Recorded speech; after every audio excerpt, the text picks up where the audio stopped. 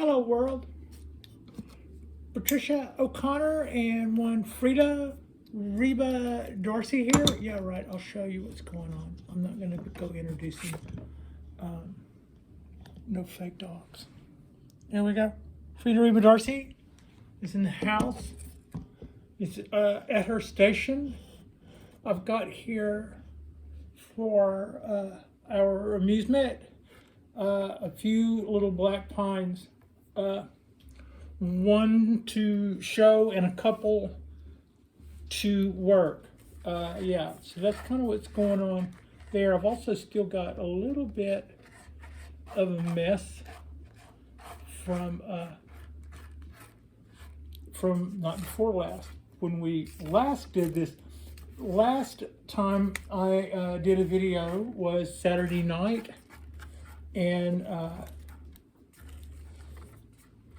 we have 3 Japanese black pines left, of which this being the one of the last 3.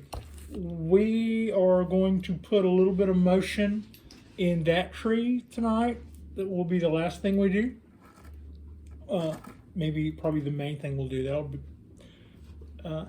but probably not in the same way that we've been doing the others. This one will be a little bit more low key. We're just going to do the basic. We're going to put a spiral in it, just kind of something what you would normally do to a tree if you had a flat full of like 100 young trees. You would just pick them up and then put a twist, put a wire on them and then put a twist on them and set it down. Actually, what you'd probably do is pick them up, put a wire on it, put it down, pick them up, put a wire on it, put it down, and then you'd pick them up, put a twist in them and put them down. Systematic kind of a thing. But it wouldn't be all the kind of things that where I've been, that, even if I were faster at it, that would have taken me a few more minutes than all of that. Yeah, this is the tree, one of the trees that we worked on the other night. There's a couple of things that I would like to address on this tree while I'm here. Nothing too bad. I'm pretty happy with the work we did. I would like for this bend right here to not be quite as flat as it ended up being. I thought I'd address that, but I must have not have. Okay, that's a little better. And it seemed like there was something. Oh yeah, I still want to put a little bit more motion into the base of this one. When push came to shove, or when shush came to puff, I still feel like I could use a little bit more motion in this one. Okay, wrong ones, wrong tools. Let's go with this one instead of, yeah.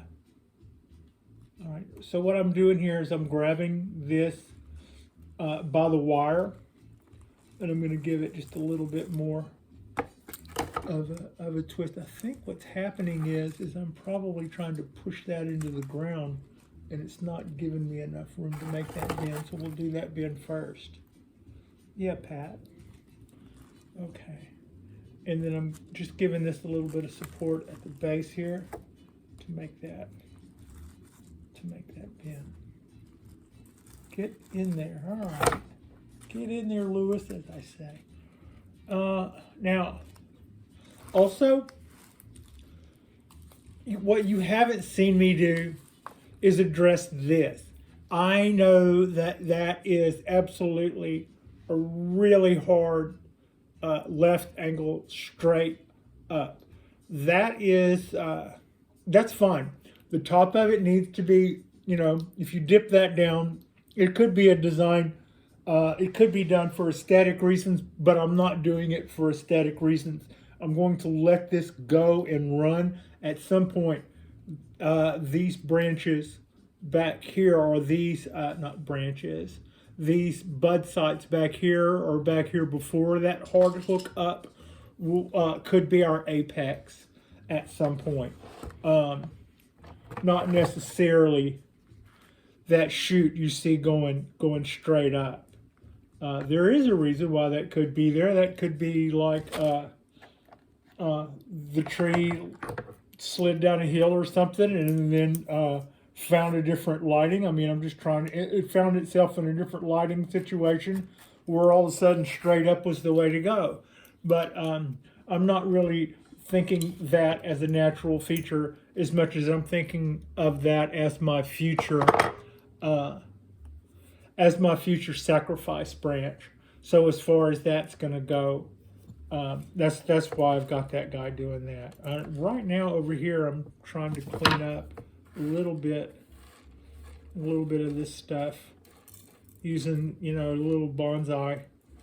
Our little tables have, our little bonsai tables have a little gutter at one end to help us. I don't have to get all of that out. I just needed to make a little room for me to grow, and I'm getting some of it on the floor, so probably not a bad time to call that enough. And that's enough. That just gave me enough room to work. Yeah. All right, so let me move this guy out of the way. We're going to be working on this in a minute, but for now, let me show you what's going on with this guy. So for the last couple of days, that was really about all I felt like I needed to do to that. For the last couple of days, I have been, you've been watching me bend pines like this, or maybe I've shown you the tiny little ones that I've done. I've gotten some really, really good motion out of those guys. But, you know, that's what they look like when they're really, really tiny and you do that. And you might be looking, if you're kind of new to us, you might be looking at those and wondering, you know, yeah, sure, is it going to live? Yeah, the whole idea is that you end up with something like Frankenpine here. So last night I brought in Frankenpine. Now the wires that you see on there, they are supposed to be on there for a year if you want them to hold. Now at that same time, I had a wire that I was looking at it, and for honestly the last month I've been looking at it and going, yeah, a year of that is really gonna cause some problems. And what I was talking about is I had one that was already digging in pretty well. You won't see the wire because it's gone. What you will see is the patch of where I had to, when I cut it loose, I had to put some stuff over a scar in the bark that we made where it was digging in. I expect these wires to dig in, but that one was leaking. That one was leaking pine sap, so it was a year of that was not going to be good.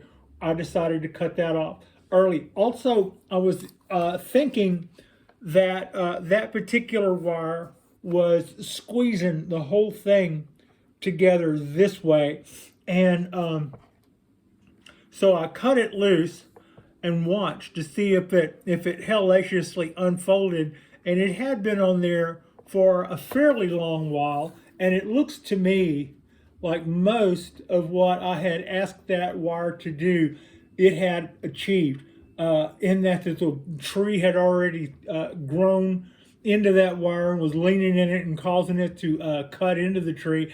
Apparently it had grown enough to where it was, you know, accepting that shape.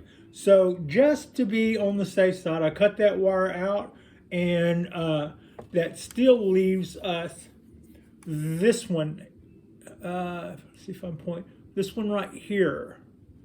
And this one is squeezing both halves of the trunk together. You see how we've got those two coils bound up? That's what that one does. And then so that was one that I had left of the two, and I added this little roof line, this little cable you see going over the top to squeeze down, just to make sure that this thing doesn't decide to relax. But I like Frankenpine. I see where it could have been better. A lot of times if I decide I was going to make something for a hobby or something, I'll basically think I'll try to get enough materials quite often to make 3 of them. The first one is the one where you learn what you shouldn't do. The second one is what you think of what you would have done better. And the third one is is the one that would be retail worthy, or the pick of the litter. As a rule, that's just kind of the way I used to think of things. So this was my first one, and what I would have done better is gotten more action out of that trunk when it comes out of the ground. It comes out a little straight. That's why you see me working so hard on these others. That's what I learned on them. But there is so much to love about Frankenpine. One, it's a Japanese black pine. That's black pine Thunberg, which just sounds uppity in that classification name alone. This is the black pines are the heavy hitters. In a million years, it'll have bark and all that neat stuff. But in the meantime, it's got a lot going on. It's got a lot of twists. It's got a lot of curves. It's got a lot of motion. And it is certainly a busy-looking, thick-looking little Japanese black pine. And it is going on 3 years old. So this is how much I have been able to enjoy this one 3-year-old Japanese black pine. And I just wanted to give you a little quick update since I cut that one band that was going to have it for a year. And basically after 4 months, I went, yeah, no, not anymore. That's already cutting in. And I was seeing sap come out of it. And I'm like, we're just going to cut that off before we discover that wrecks the tree. I mean, I didn't know how it would wreck the tree, especially, but I felt like if I continued to wait till basically next spring to take that out, that we were going next summer. What am I saying? Next summer to cut that loose, that we would have definitely been sorry.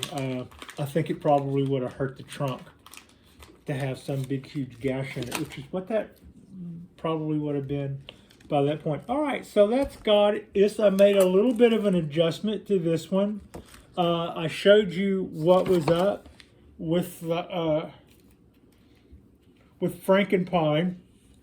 I'm pretty happy with it. All in all, I'm even talking about the one adjustment that I probably wish I'd have done better.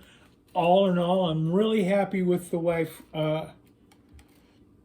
Frankenpine came out, and that was my first real soiree into taking on a pine tree. And because of that, the tree that I got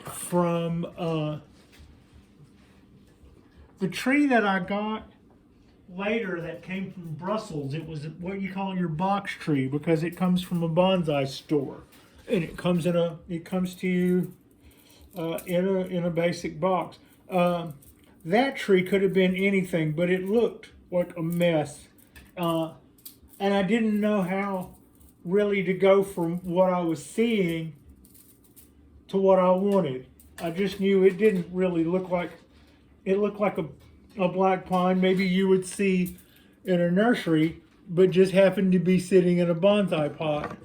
And chopping the trunk on that, bringing that tree down to some choices, and then bringing those choices down to some that were reasonable and would make a basic tree shape that somebody could see to develop, went a long way. And then a little bit of a needle pluck, and all of a sudden it looked like trees that I had seen on videos in other people's nurseries. I was really happy with the look of that tree. It was a Brussels, couple of $100. I think I looked them up. This one was given to me, but when they gave it to me in a pot sitting on top of the box that it came in. So it probably hadn't been out of the box too long. They were like, yeah, no, I can't keep this. And then I just kind of happened on it. So yeah, free Japanese black pine.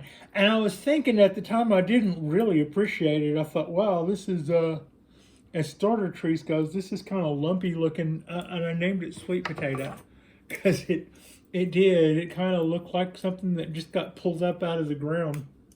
Kind of muddy. Not that it just had a beat look about it. Anyway, so I've got a couple of wires ready, and I'm dropping stuff on the ground. What we're going to do here tonight with this one is less than I've been doing with all the other ones. In fact, the last three are of these are going to get less of a twist. They're going to just basically, yeah, I want that to be more pointy. Okay, there. That's one I can live with. These aren't going to go as crazy as the last 16 was it? I don't remember. But I've got a bunch of really twisted up, what look like canyon pines, and I'm pretty happy with the way those came out. I look forward to seeing all of my pines grow up, and you know, we have some time invested in these guys now, and there's not a one of them. There was one or two of them that after I did them, I'm like, I'm not really happy with that. I think I could have done that better. So I went back and did it. No big deal. It's not like it's not like it's the Holy Grail. And once we've closed the book, we have to put on special gloves to go back in there. Go higher.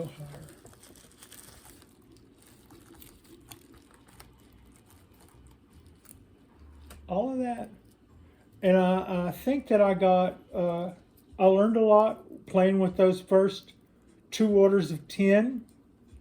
I think some of you guys have gotten into that. I heard several of you talking about your pine trees coming in, so they are a lot of fun. They are a lot of fun to. And I think I've learned a lot by having those and training those or working with those.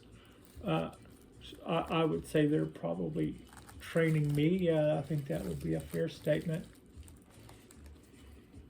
This wire feels like, to me, like it's getting harder. Like a needle. As I go up the tree, I'm worried about hurting the dang tree with this. Those needles out. You can take the time to get the needles out. And that's something else, watching the videos of the guys in Japan. You see, if I do this more times than not on video, then I'm learning while under the pressure of probably under the wrong kind of pressure. You know, I shouldn't be more worried about looking stupid to Frida. Well, I'm more worried about looking stupid on a video that obviously I wouldn't publish if I did anything too embarrassing. But at the same time, I should be more worried about just the tree itself instead of worrying about how I look on video. So I wonder if I'm learning while doing this in front of you guys sometimes, if I'm not hampering my own learning. So far, I'd say no. I think you're kind of afraid of. I feel like this is live TV. I know that's crazy, but so there is pressure to not make a lot of mistakes here. There's kind of a little bit of the pressure to, what was it I heard the other day? A guy was saying that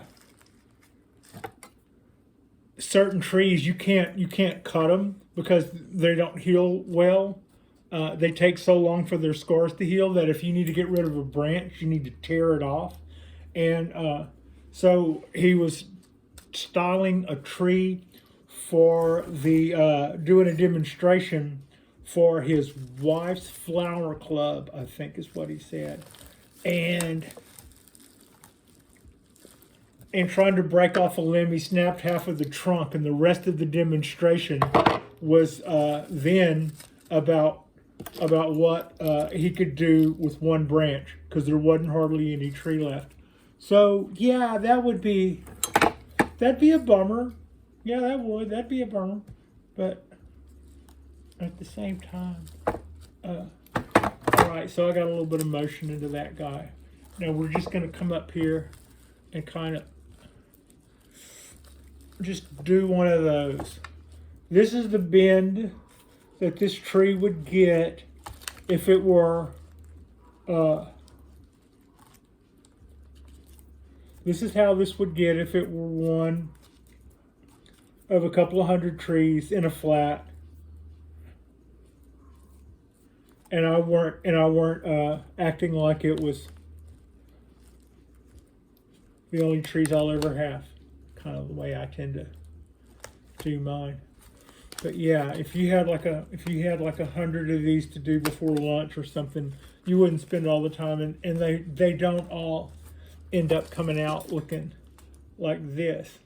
A lot of times you just end up doing something more like that. So yeah, that's going to be more of an upright that, as trees go, that's already tall as show hens go, for instance. So there's some buds, there's no branches, so there's no branch selection to speak of. It's a medium size. It's a medium size tree, bonsai tree. We've got motion. We've got motion here in the base. That's pretty good.